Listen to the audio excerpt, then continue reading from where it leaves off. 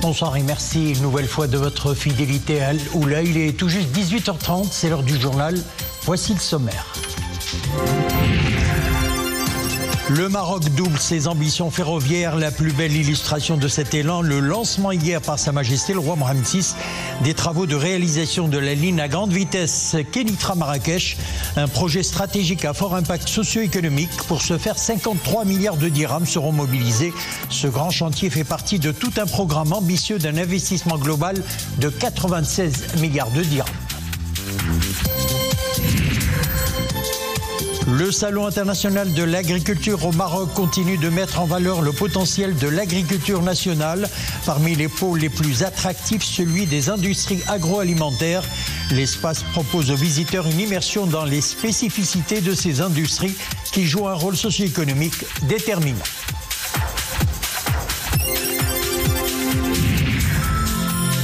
Et en fin de journal, nous nous intéresserons à une activité créative qui aide les jeunes autistes à mieux s'exprimer librement en peignant leurs émotions. L'art-thérapie, une méthode qui a démontré son efficacité dans le développement social et émotionnel des enfants touchés par les troubles du spectre de l'autisme.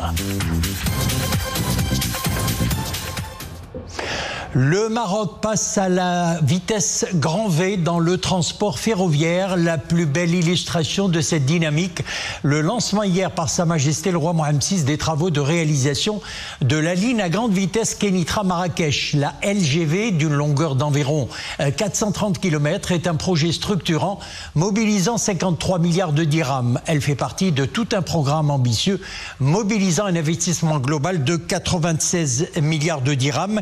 Il s'agit d'un projet stratégique au service d'une mobilité durable porté par une ambition continentale. Le film de l'activité royale avec Sophia Fekrout.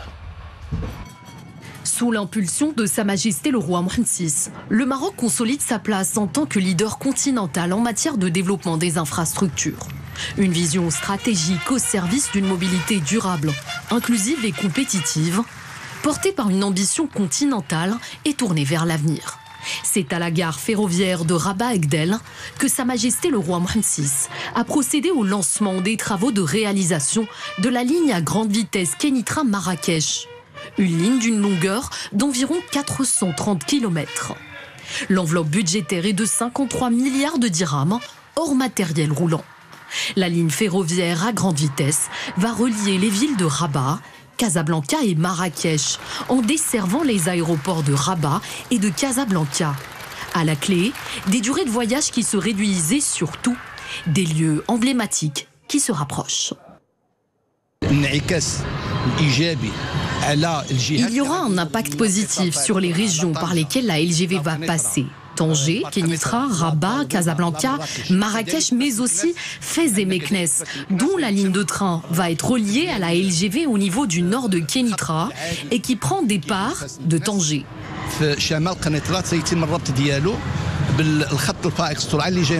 Nous tablons sur un temps de parcours entre Tanger et Rabat d'une heure, de Tanger à Casablanca d'une heure 40, et puis nous allons desservir les principaux points importants des pays, notamment l'aéroport de Rabat, le terrain Sidi Abdallah de Rabat, Casablanca, le grand terrain de Hassan II, l'aéroport de Casablanca et le terrain de Marrakech et Marrakech. La ligne à grande vitesse Kenitra-Marrakech fait partie d'un programme ambitieux, mobilisant un investissement global de 96 milliards de dirhams. Outre la LGV, le programme porte également sur l'acquisition de 168 trains destinés au renouvellement du parc existant de l'ONCF. Coût du projet, 29 milliards de dirhams. Enfin, la troisième composante du programme permettra notamment de développer 3 réseaux de transport urbain au niveau des agglomérations de Casablanca, Rabat et Marrakech. Des trains métropolitains de proximité qui couvriront une bonne partie des besoins en transport en commun pour les habitants. Une réponse aux enjeux de la mobilité urbaine au sein de ces 3 aires métropolitaines.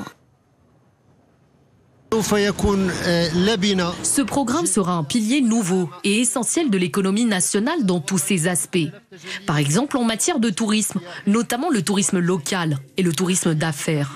Ce projet va réduire les distances entre les villes marocaines à hauteur de 70% par rapport à aujourd'hui. Par exemple, le trajet entre l'aéroport Mohamed V et Marrakech durera 50 minutes au lieu de 3 heures aujourd'hui. De Marrakech à Tanger, 2h40 au lieu de 7 heures aujourd'hui.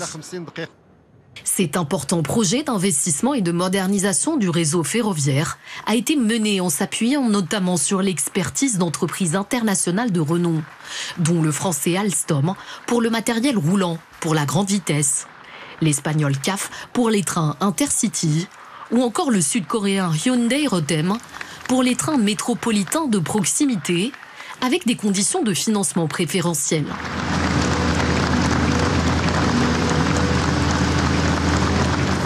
Un méga projet aux dimensions humaines aussi. S'étendant sur une durée de 10 ans, il permettra la formation de ressources humaines spécialisées et la création de plusieurs milliers de postes d'emploi, directs et indirects.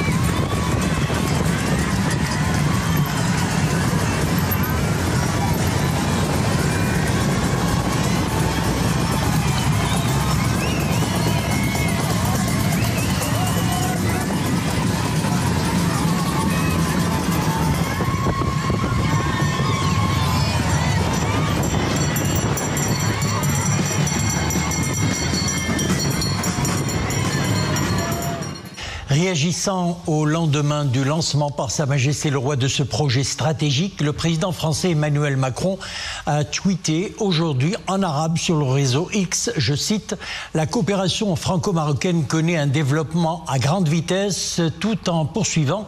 Sa Majesté le Roi a lancé les travaux de la ligne à grande vitesse Kenitra-Marrakech, fruit de notre partenariat scellé lors de ma visite au Maroc en octobre dernier. Vive l'amitié franco-marocaine ». Fin de citation. Et pour parler en long et en large sur ce projet stratégique de ligne à grande vitesse Kenitra-Marrakech, nous avons le plaisir d'accueillir sur ce plateau Badr Zahir Al-Azraq, professeur universitaire en droit des affaires. Monsieur Badr Zahir, bonsoir. Bonsoir. Alors, nous le disions, le Maroc passe à la vitesse supérieure à travers le lancement hier par Sa Majesté le Roi des travaux de la ligne à grande vitesse Kenitra-Marrakech. Comment ce projet d'envergure va-t-il changer au mieux la vie au quotidien des Marocains? Sans doute, ce projet d'envergure, ce méga projet aura sans doute des retombées positives sur la vie quotidienne des Marocains. Déjà, on a récolté les fruits de la première tranche de la ligne LGV. On a déjà vu comment il a vraiment facilité la tâche du transport entre les deux grandes villes, notamment Rabat, Casablanca et Tanger, tout en réduisant le temps, les distances entre les deux pôles économiques du royaume. Aujourd'hui, on va reproduire la même chose, le même modèle, c'est-à-dire que la population des grands pôles économiques, notamment Rabat, Tanger, Marrakech et aussi dans le futur prochain, c'est la ville d'Agadir et la ville de Fès sont aussi concernées par ce grand projet. Donc, ils profiteront tout d'abord de la qualité de service offerte par cette ligne LGV. Aussi, ils profiteront aussi des temps records au niveau de liaison entre ces pôles économiques. En même temps, il faut prendre en considération que cette réforme et ce grand chantier ne va pas se limiter seulement au niveau de la ligne LGV. Il y en a d'autres projets en parallèle, notamment les trains métropolitains de proximité qui visent aujourd'hui de trouver des solutions pour des problèmes de mobilité, notamment au niveau des grandes agglomérations telles Casablanca. C'est-à-dire ce qu'on vise, c'est tout d'abord une mobilité fluide, une mobilité durable et aussi ce qu'on vise aussi, c'est faciliter la tâche du transport au niveau des grandes agglomérations et aussi des grands axes. Et gagner le temps, et qui dit temps dit argent aussi, parce qu'aujourd'hui on parle du pôle de Casablanca, un pôle financier industriel, on parle de liaison et de connexion entre les différents pôles économiques et les plus importants pôles économiques du royaume, à savoir Tanger, Kenitra, Casablanca et aussi Marrakech, Fès et Agadir. Alors quelles répercussions la ligne à grande vitesse aura-t-elle sur l'aménagement du territoire et sur le développement urbain au Maroc? Alors je pense que l'impact positif vraiment le plus qu'on peut mesurer aujourd'hui à travers cette deuxième tranche de l'élargissement de la ligne LGV, c'est qu'on va sortir de l'axe classique, c'est-à-dire l'axe économique classique du royaume, c'est-à-dire Tanger, Kenitra et Casablanca. Aujourd'hui, on va élargir cet axe vers le sud, vers le centre du Maroc, vers Marrakech, vers Agadir, aussi vers Fès, vers Oujda et vers les autres villes marocaines. Aujourd'hui, c'est-à-dire qu'on va essayer toujours de créer une sorte d'équilibre au niveau de répartition d'investissement public, d'investissement privé, de répartition de richesses au niveau territorial, et ça donnera plus d'opportunités pour ces régions pour développer leur attractivité économique et aussi pour créer d'autres opportunités en matière de création d'emplois et de création de la croissance. Donc il ne faut pas se limiter seulement à la nature du projet en tant que projet ferroviaire orienté vers tout ce qui est en relation avec la mobilité, mais c'est un projet aussi avec des retombées positives au niveau économique de croissance et de développement sur les régions, notamment au niveau de tout ce qui est en relation avec l'attractivité économique des régions, notamment la région de Tinsift, le Marrakech et la région d'Agadir, Soussmassa. Alors qui dit ligne à grande vitesse dit également développement à grande vitesse. Quel sera l'impact de ce méga projet sur l'économie nationale? Tout d'abord, il faut prendre en considération que ce projet s'inscrit dans une grande stratégie qui vise le renforcement, la modernisation et le développement de l'infrastructure marocaine. C'est à l'image de ce qu'on est en train de faire aujourd'hui au niveau du réseau ferroviaire qu'on a déjà fait au niveau du secteur portuaire. Il faut prendre en considération que le Maroc aujourd'hui est classé parmi les top 5 au niveau portuaire et au niveau international. On est les premiers au niveau continental et régional au niveau ferroviaire. On est parmi les top 30 au niveau de tout ce qui est en relation avec le routier et l'autoroutier. Donc c'est une stratégie intégrée, inclusive, aujourd'hui qui vise à faire du Maroc une plateforme logistique, parce qu'on est juste à la proximité des grands marchés internationaux, notamment en Europe. On est juste à côté des autoroutes maritimes internationales qui passent à travers le détroit de Gibraltar. Donc l'objectif du Maroc, juste à côté d'accélérer la cadence de la transition vers un modèle économique articulé sur l'industrie, la technologie et l'énergie renouvelable, c'est de faire du Maroc une plateforme logistique dédiée au transbordement, une plateforme financière juste à côté des grands marchés internationaux. Donc aujourd'hui, cette réforme, ce chantier qui vise l'élargissement du secteur ferroviaire et le renforcement d'infrastructures ferroviaires est connecté avec d'autres projets en relation avec l'infrastructure d'une façon générale et aussi avec la croissance et avec l'économie d'une façon générale. Alors ce grand projet aura également des effets de levier sur les investissements au Maroc. Bien sûr. Alors c'est donc toute une dynamique qui sera enclenchée dans plusieurs secteurs. Effectivement, tout d'abord, je vais seulement citer l'impact positif de la première tranche sur un secteur bien déterminé. C'est celui de l'industrie automobile. Aujourd'hui, n'imaginons pas que vraiment le secteur automobile au Maroc aura pu réussir à réaliser ses objectifs sans l'appui de la ligne LGV de la grande vitesse. Donc il a lié entre les deux pôles, sachant qu'il y a des usines et il y a tout un écosystème orienté vers l'industrie automobile qui se trouve à Casablanca, et on a deux grands complexes industriels, le premier qui se trouve à Qnitra et le second qui se trouve à Tanger. Donc cette liaison rapide et fluide entre ces axes et entre ces pôles économiques a aidé beaucoup ce secteur à se développer. Aujourd'hui, ce qu'on veut aujourd'hui, c'est reproduire le même modèle et récolter les mêmes fruits à travers l'élargissement de ce réseau, mais de passer à d'autres secteurs. Le tourisme à Marrakech, l'agroalimentaire à Agadir, d'autres types d'industries au niveau de la région de Fès-Meknès. Donc ce qu'on cherche aujourd'hui, c'est reproduire les mêmes retombées positives, récolter les mêmes résultats, mais aussi donner naissance à d'autres secteurs, aider à créer d'autres secteurs, notamment à l'image du secteur automobile, notamment le secteur de l'industrie ferroviaire. Aujourd'hui, ce qu'on cherche aussi, c'est aussi de garantir un service de qualité en matière de transport et de mobilité ferroviaire au Maroc, mais en même temps, pourquoi pas en parallèle, aider à donner la naissance à un autre secteur qui va appuyer l'accélération de la cadence vers l'industrialisation de l'économie marocaine à travers, bien sûr, l'industrie ferroviaire. Monsieur Badr Zahir Al-Azraq, merci d'avoir été notre invité ce soir. Je rappelle que vous êtes professeur chercheur à l'université Hassan II de Casablanca. Merci. Merci à vous. Direction Meknès, qui abrite le Salon international de l'agriculture au Maroc. Hier soir, Sa Majesté le roi Mohammed VI a offert au Méchoir Stiniès Herish Souani un dîner en l'honneur des invités et des participants à la 17e édition de ce grand rendez-vous agricole.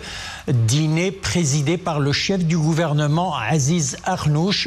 Ont notamment assisté à ce dîner le président de la Chambre des représentants, des membres du gouvernement, des ministres et responsables africains chargés du secteur agricole, des représentants du corps diplomatique accrédité au Maroc, le wali de la région de Fès-Meknès, gouverneur de la préfecture de Fès, le gouverneur de la préfecture de Meknès, ainsi que d'autres personnalités. Et à cette occasion, le chef du gouvernement a procédé à la remise des trophées aux 12 meilleures unités de production par région, aux 12 meilleures unités de production par filière, ainsi qu'aux 16 meilleures contributions au pôle du Siam, en reconnaissance de leurs efforts pour le développement du secteur agricole et le renforcement de la sécurité alimentaire. Le Siam, véritable vitrine pour les produits marocains et le savoir-faire du royaume dans le domaine agricole. Parmi les pôles les plus attractifs du salon, celui des industries agroalimentaires. L'espace regroupe le fleuron des entreprises agricoles et agroalimentaires marocaines. Il propose aux visiteurs une immersion dans les spécificités de ces industries qui jouent un rôle clé dans la sécurité alimentaire. Yassine Mhazi, Yassir Lamrani et Zakaria Mouqinbil. Le pôle des industries agroalimentaires et services est l'un des pôles les plus visités au Salon international de l'agriculture de Meknès. Ici, les entreprises industrielles viennent à la rencontre des consommateurs. Elles exposent des produits industrialisés et semi-industrialisés de grande qualité disponibles sur le marché. Ce salon nous offre l'opportunité de voir des aspects que nous n'avons pas l'occasion d'apprécier en temps normal. Cela montre que le Maroc est sur la voie du développement. C'est un beau salon. Il reflète les progrès réalisés par les entreprises. Fort de sa grande diversité, le secteur agroalimentaire national contribue à satisfaire une grande partie de la demande interne.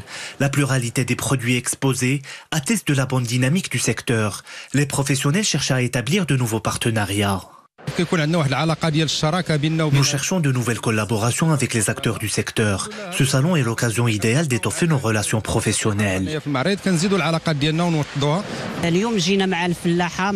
Nous sommes là avec les agriculteurs et les agents du conseil agricole. Certains veulent s'enquérir de matériel agricole, d'autres sont là pour nouer des partenariats avec des coopératives.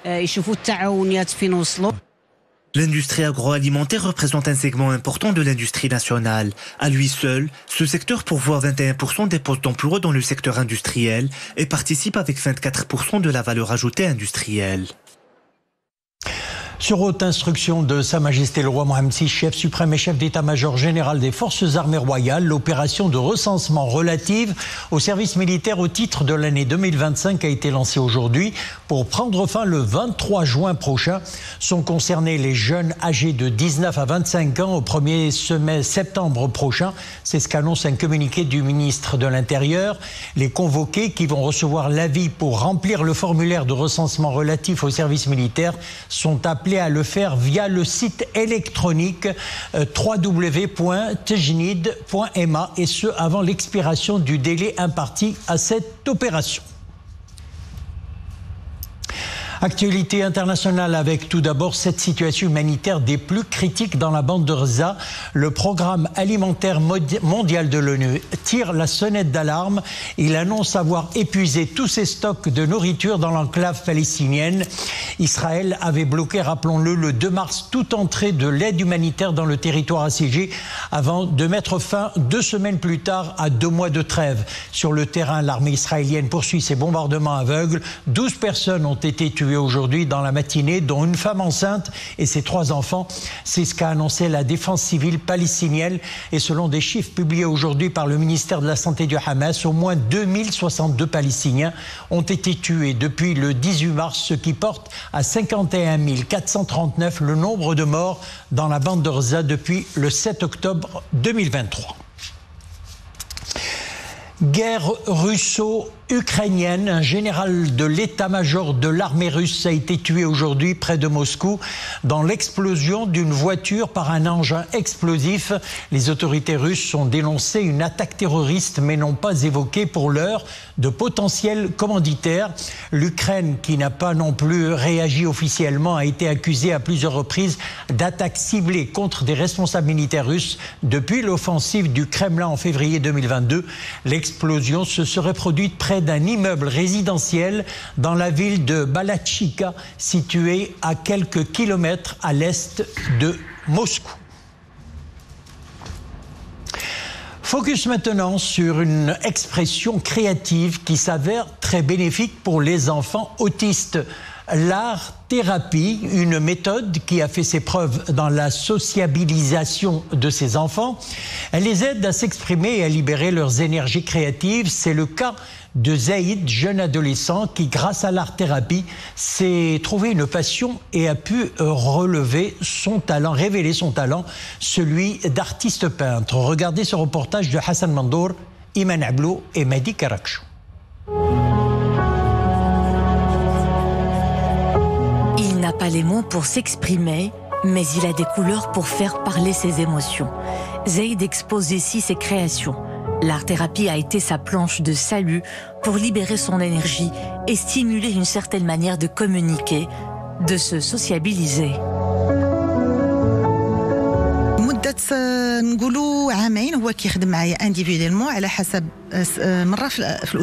Au début, j'ai travaillé avec Zaïd dans le cadre d'ateliers de peinture individuelle. Je lui programmais une séance par semaine.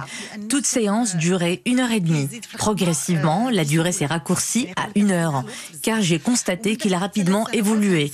Il a fait de grands efforts. Aujourd'hui, il peut travailler seul, sans assistance. Il a parfaitement appris à utiliser les couleurs et les différents matériaux.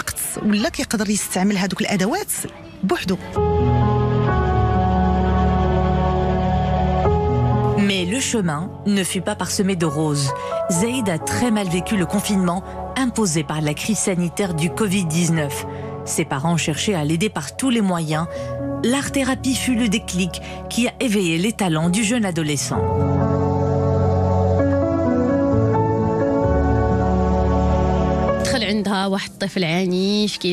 Avant de découvrir les séances de l'art-thérapie, mon fils était très violent. Son comportement devenait de plus en plus agressif. Il se refusait à tout contact. L'art-thérapie lui apportait beaucoup d'apaisement. Il adore travailler avec les couleurs. Pour lui, c'est une façon d'exprimer qu'il a toute sa place dans la société. J'ai l'intime conviction que tous les enfants autistes ont des talents enfuis.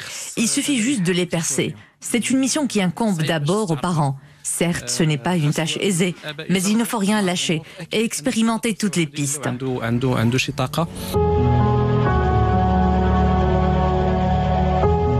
des énergies créatives qui demandent à être explorées. L'art est bien souvent la piste la plus révélatrice de ces talents. En libérant les émotions, la peinture favorise une compréhension profonde des expériences vécues, une manière de s'introduire à l'univers des autistes, un moyen de communication et d'exploration de soi. La page sport de ce journal, ça sera du futsal pour son deuxième match de la CAN féminine de futsal. Les Lionnes de l'Atlas poursuivent leur parcours sans faute. Les protégés de Adil Sayeh ont écrasé les indomptables du Cameroun sur un score large de 7-1. C'était hier soir à la salle couverte du complexe sportif Prince Moulay Abdallah de Rabat. Les buts du Maroc ont été inscrits par Amel El Ouafi à la 4e minute. Ivana Mbozomo contre son propre camp à la 12e minute. Shirin Knaidil, 15e minute. Autre but à la 28e signé Meriem Hajri. Doha Al-Madani à la 33e minute. Siham Tedlaoui a marqué à la 40e minute et Melk El-Kilani, 40e minute. Et puis Brunel Belou, 17e, a marqué pour le Cameroun. L'équipe marocaine s'assure la première place de son groupe et va en demi-finale. C'est l'aboutissement d'une préparation de haut niveau et d'une discipline et rigueur salutaire des joueuses, a affirmé le coach Adil Sayeh. Page météo à présent et cette alerte qui annonce des averses orageuses avec grêle locale et des rafales de vent dans plusieurs provinces du royaume. C'est ce qu'indique la Direction générale de la météorologie. Ces averses orageuses, 15 à 30 mm, s'abattent depuis 13 heures d'ailleurs aujourd'hui et se poursuivront jusqu'à 21 h ce soir au niveau des provinces de Ibn Salah, Bni Mellel, Azilal, Khribga, Al-Haouz, Midelt, Khnifra, Tazaq et Gersif. Voilà, c'est la fin de notre édition. Merci de l'avoir suivi. Bon week-end, mais on se retrouve demain 18h30.